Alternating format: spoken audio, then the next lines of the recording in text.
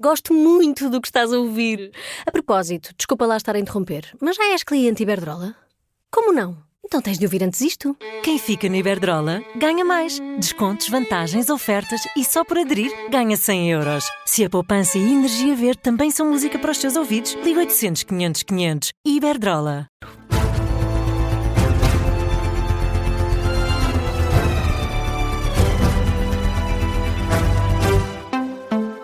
Jornal das 7 na Rádio Observador, uma edição da jornalista Carla Jorge Carvalho.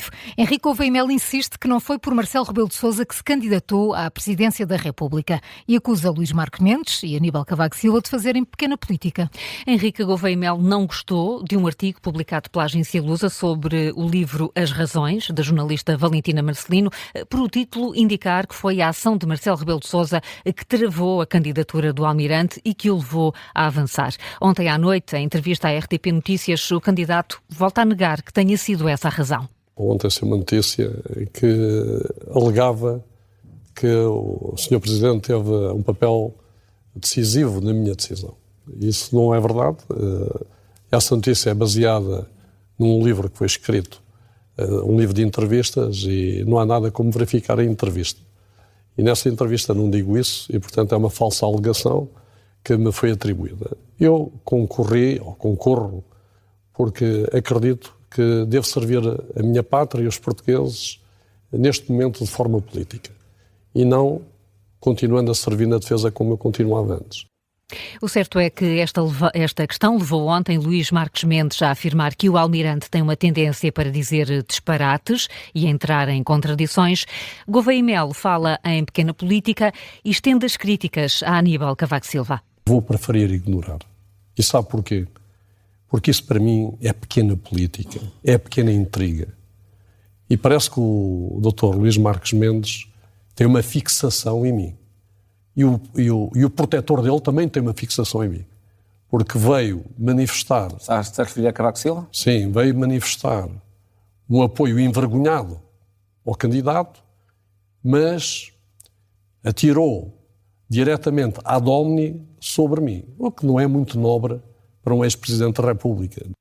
Críticas a Aníbal Cavaco Silva, que no final da última semana defendeu num artigo no Observador que Gouveia e Melo carece de competências e qualificações para ser presidente no quadro da incerteza do próximo mandato. O desentendimento entre Marcelo Rebelo de Sousa e Henrique Gouveia e Melo não é de hoje. Os dois começaram uma espécie de guerra fria há 4 anos que voltou a aquecer na semana passada.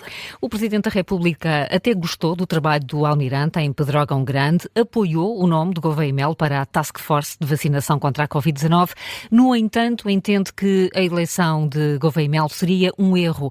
Como explica o editor de política do Observador, Rui Pedro Antunes, Marcelo Rebelo de Sousa prefere que o próximo chefe de Estado seja Luís Marques Mendes. Houve um determinado momento em que Marcelo Rebelo de Sousa percebeu que Gouveia e Melo podia ser o seu sucessor, e a partir daí eu acho que houve uma espécie de uma guerra fria que vai aquecendo e arrefecendo aqui e ali entre os dois. E, portanto, foram-se cruzando nesse ponto. Marcelo Rebelo de Sousa, embora não o queira admitir, tem alguém que é mais da sua linha, que é o Luís Marques Mendes, e considera que seria um erro, mesmo que não o admita publicamente, o país escolher Henrique Gouveia e Melo.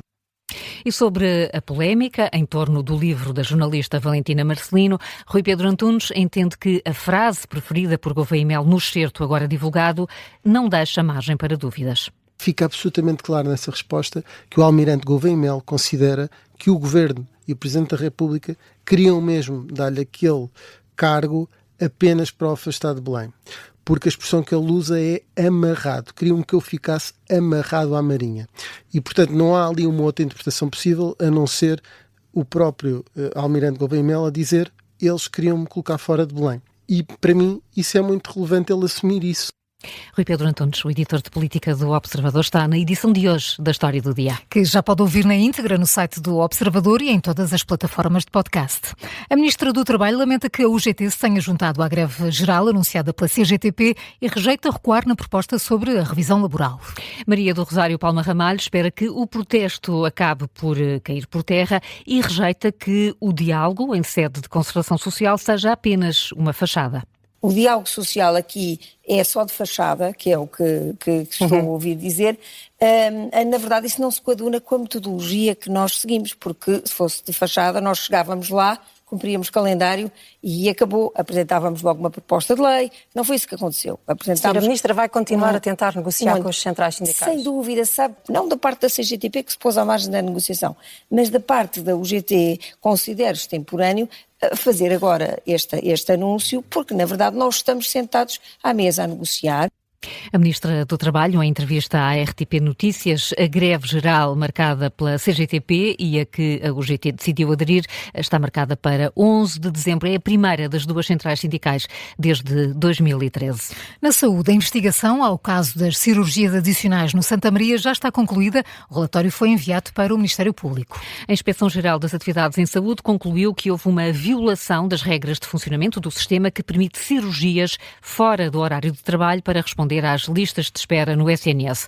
De acordo com a CNN de Portugal, o relatório revela que terão sido feitas uma série de pequenas cirurgias como se fossem de ambulatório e que foi feita também uma codificação indevida destas operações. Destaca-se também a falta de mecanismos de controle deste sistema. O inquérito da IGAS foi aberto depois da notícia de um dermatologista que terá recebido mais de 50 mil euros por um dia de trabalho no Santa Maria e 400 mil euros em 10 sábados. O número de utentes sem médicos de família aumentou em outubro, mas o número de inscritos nos centros de saúde também subiu. As maiores deficiências continuam a sentir-se na região de Lisboa e Val do Tejo. São dados do Registro Nacional de Utentes, consultado pelo Correio da Manhã, e que apontam para uma tendência com vários meses. Em outubro havia já 1,5 milhão de utentes sem médico atribuído. A região de Lisboa e Val do Tejo continua a ser a mais crítica. 28% dos inscritos nos centros de saúde não têm médico. A Agência Nacional de Inteligência Artificial vai chegar ainda este ano, é uma garantia deixada pelo Ministro da Reforma do Estado. Gonçalo Matias, que esteve ontem na cerimónia de abertura da Web Summit em Lisboa, justifica o atraso para pôr em prática a Agenda Nacional da Inteligência Artificial com a complexidade do processo. Não há nenhum atraso, é uma estratégia que tem complexidade, que tem que ter em conta. A inteligência artificial muda todos os dias, há procura todos os dias por novas realidades, os GPUs todas as semanas mudam e, portanto, nós estamos em contacto com o melhor que se faz no mundo para garantir que esta agenda vai estar ao nível do que Portugal quer ser, que é um dos países na Europa líderes na digitalização. Está a desenvolver algum... O governo português tem estado a apoiar os vários projetos, as várias empresas, temos uma candidatura junto da Comissão Europeia para uma AI Gigafactory e Portugal tem estado a acompanhar muito de perto essa realidade. Vai ser formalizada ainda este ano? Que já está a ser formalizada, exatamente. Garantia deixada pelo Ministro da Reforma do Estado, Gonçalo Matias, esteve na abertura da 10ª edição da Web Summit em Lisboa. O evento decorre até quinta-feira. E, Carla, o sistema Empresa na Hora pode afinal demorar quase um ano. A denúncia é da Ordem dos Advogados, que chama a atenção para a falta de funcionários no Instituto dos Registros e Notariado. Todos os agentes do setor falam numa ruptura de serviços. Há vários exemplos citados hoje no Jornal de Notícias. Processos que deviam ser rápidos e que se arrastam por meses, telefones que não são atendidos. Há quem faça 500 quilómetros para conseguir concluir um processo onde se demora menos. O bastonário da Ordem dos Advogados, João Massano, diz que a situação se tem agravado e que não há como agilizar, cenário que é confirmado também pelos sindicatos. O presidente do Sindicato Nacional dos Registros diz ao JN que faltam 2.000 oficiais de registro e 250 conservadores. O jornal pediu esclarecimentos ao Ministério da Justiça, mas não obteve resposta. E Angola celebra hoje os 50 anos da independência. 10.000 convidados participam em Luanda nas cerimónias oficiais. Incluindo o Presidente da República Portuguesa, Marcelo Rebelo de Sousa, e também o Ministro de Estado e dos Negócios Estrangeiros, Paulo Rangel. Estão convidados chefes de Estado e de Governo, vice-presidentes e ministros dos Negócios Estrangeiros, num total de 45 delegações estrangeiras.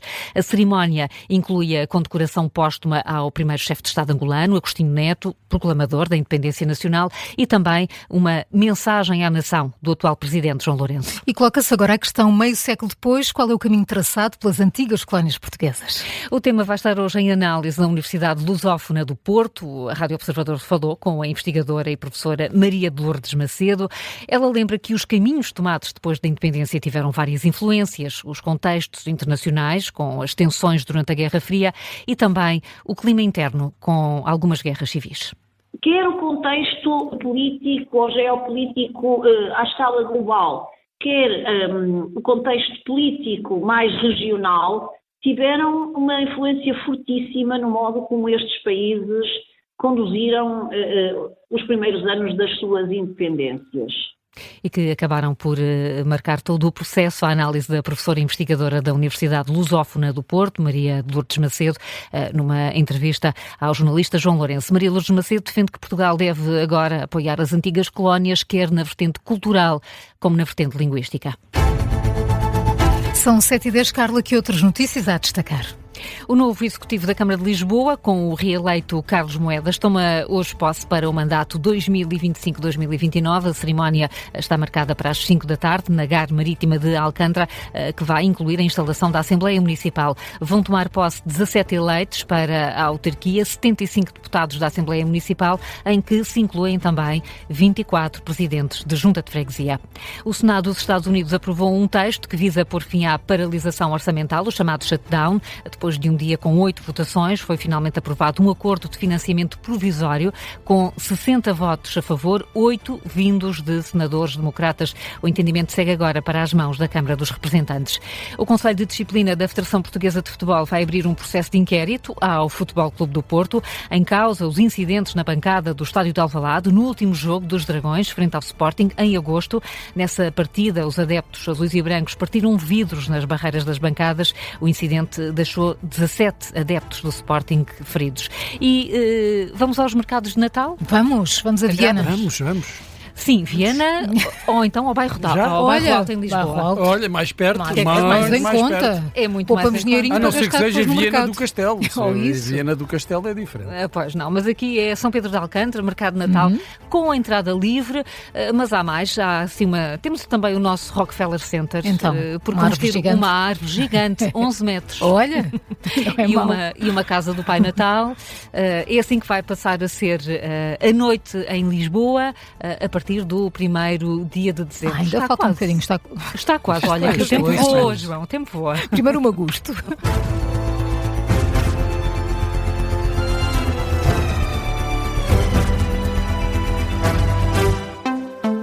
Gosto muito do que estás a ouvir. A propósito, desculpa lá estar a interromper, mas já és cliente Iberdrola? Como não? Então tens de ouvir antes isto. Quem fica na Iberdrola ganha mais. Descontos, vantagens, ofertas e só por aderir ganha 100 euros. Se a poupança e a energia verde também são música para os teus ouvidos, liga 800 500 500. Iberdrola.